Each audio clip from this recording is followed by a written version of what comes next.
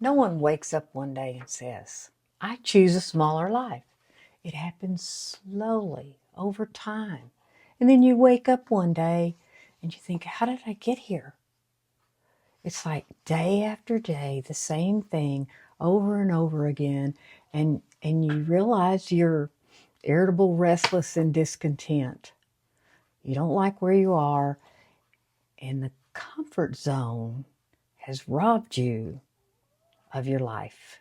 Year after year, day in, day out, same thing over and over again. It's like Groundhog Day. You get up, you hit the alarm, you get your coffee, you go to work, to a job you hate, you come home, you've got stuff to do, you don't want to do it, you end up in the recliner watching TV, you go to bed, you get up the next day and do it all over again.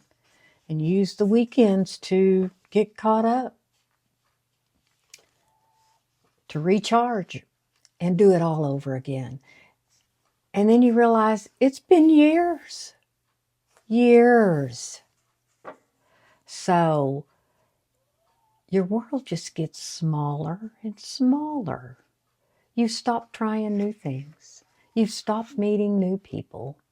You've just kind of shrunk your life. Day in, day out. Same old thing.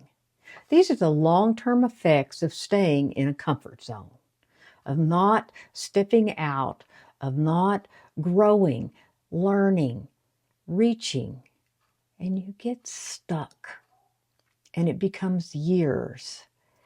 And then you start just losing hope that it can be different. I'm too old. I can't do all that now.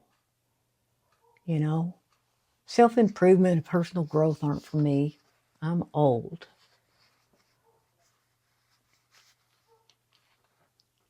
It begins by feeling like relief.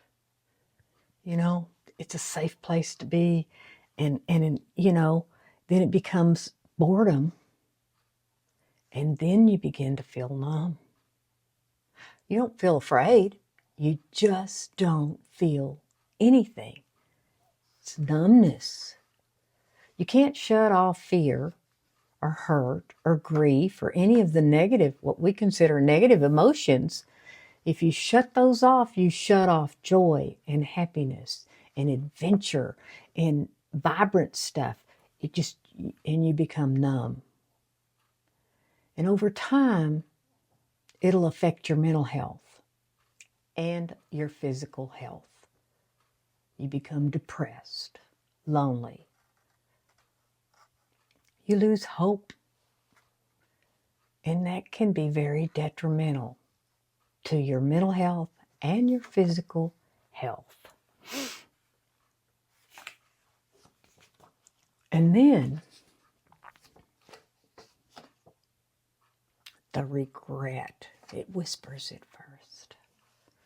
Oh, I should have taken that other job. I was afraid. And then regret gets louder. People don't regret what they did. They regret what they didn't do.